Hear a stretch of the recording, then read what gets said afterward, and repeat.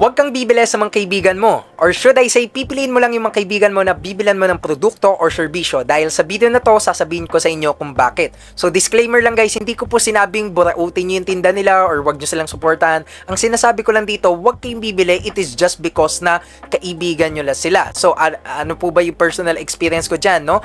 I have a friend of mine, friend pa rin naman kami hanggang ngayon, no? Pero lesson learned nga lang na kung saan, she is a real estate agent, no? 2 years ago, she invited me sa showroom at nag-o-offer siya or nagbebenta siya ng 10 million worth, no? 10 million pesos worth na condo sa akin. No, syempre dahil nga kaibigan, alam mo yun, yung syempre eager makabenta, I understand naman, nasa sales din ako. Pero on point yung ang dami niya na sinasabing mga pambobola at ito pang malala, no? Pag binili ko daw yung condo na yon worth 10 million pesos, bibigyan niya din daw ako ng personal property ng relatives niya.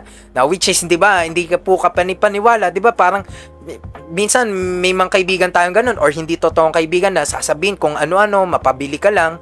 'Di ba? So ngayon, kamusta na nga ba yung kaibigan ko na muna na yon, no? Real estate agent pa din ba siya? Sa ngayon, hindi na po.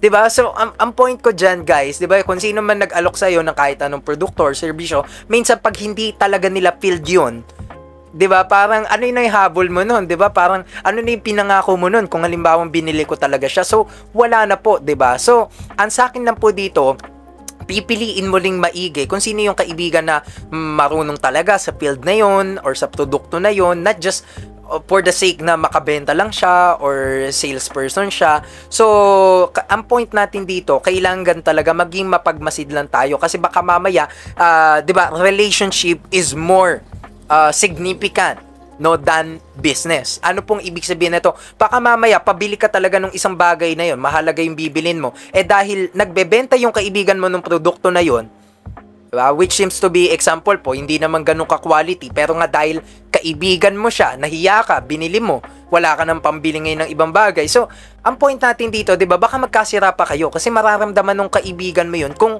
kayo ba ay nagsisinungaling or pinagsisisihan nyo ba na bumili ka sa kanila, no?